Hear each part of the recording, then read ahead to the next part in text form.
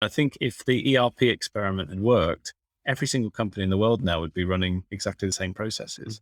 Visit CTIO101.com and become a 101er. The way they used to sell these big ERP systems is you just adopt the process that comes out of the box and away you go. But actually some of those processes is what makes your business unique.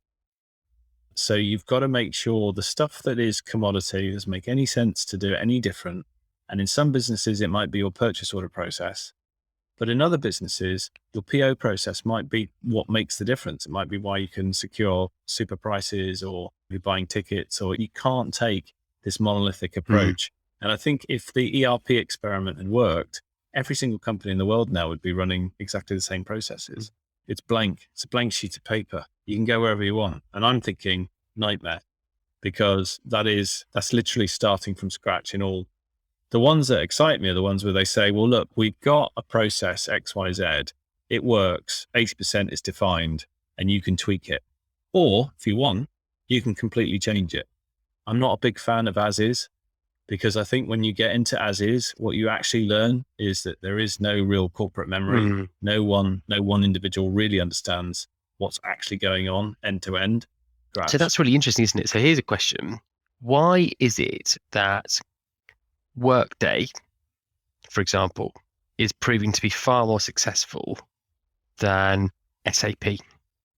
Because Workday theoretically is incredibly inflexible, right? So, by the way, the firm that I work for doesn't use Workday, but this is just what I understand from talking to peers. Incredibly successful, brings huge value to an organization, but ultimately it's incredibly inflexible. You buy into the way that they do things. Right, you buy in the way of work. Yeah. Whereas SAP is this sort of monolithic application that you bend to your will, but it never quite gets there somehow. Yeah. And it's like the sort of third generation of technology where maybe we learned the right way to do things. And then I don't have experience of Workday either. What you want to do is you want to have a Workday type implementation for your processes that don't differentiate. Yeah. The ones that are. And then best practice. You want to get a much smaller section, which is, this is where we're going to make the difference.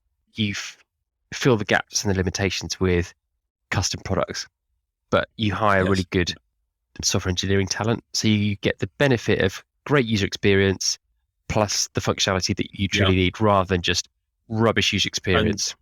And that's where you might crack open the code. You might decide to do something really bespoke.